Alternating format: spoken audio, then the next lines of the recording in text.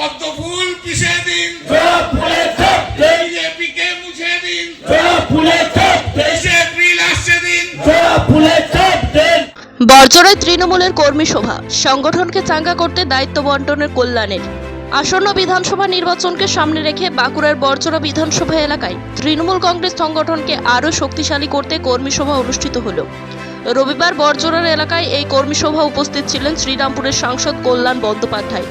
সভায় বক্তব্য রাখতে গিয়ে তিনি সংগঠনের প্রতিটি স্তরের নেতাকর্মীদের সক্রিয় ভূমিকা নেওয়ার আহ্বান জানান। একই সঙ্গে বর্জরা বিধানসভা এলাকার প্রত্যেকটি অঞ্চলের দায়িত্ব স্থানীয় নেতৃত্বদের মধ্যে ভাগ করে দেন, যাতে নির্বাচনী প্রচার আরও সুসংগঠিতভাবে এগিয়ে নিয়ে যাওয়া যায়। এদিনের কর্মী সভায় 253 নম্বর বর্জরা বিধানসভা কেন্দ্রের তৃণমূল কংগ্রেস প্রার্থী গৌতম মিশ্রের সমর্থনে একযোগে কাজ করে বার্তা দেওয়া হয়। দলীয় কর্মীদের উদ্দেশ্যে কল্যাণ বন্দ্যোপাধ্যায় বলেন, এই নির্বাচনে জয় নিশ্চিত করতে হলে সবাইকে একসাথে কাঁধে কাঁধ মিলিয়ে কাজ করতে হবে। সভায় উপস্থিত নেতা কর্মীদের মধ্যে যথেষ্ট উৎসাহ লক্ষ্য করা যায়। নির্বাচনের আগে এই ধরনের কর্মী সভা সংগঠনকে ভিত করতে আরও মজবুত করবে বলে মনে করছে তৃণমূল নেতৃত্ব।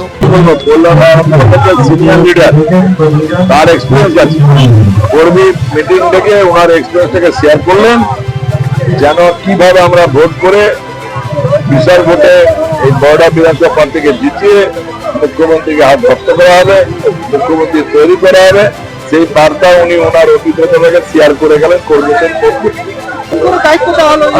ওনার অভিজ্ঞতা উনি দিচ্ছেন, এটা তো আমাদের কি বলবো আনন্দের খবর, নিশ্চয়ই শক্তিশালী হবে।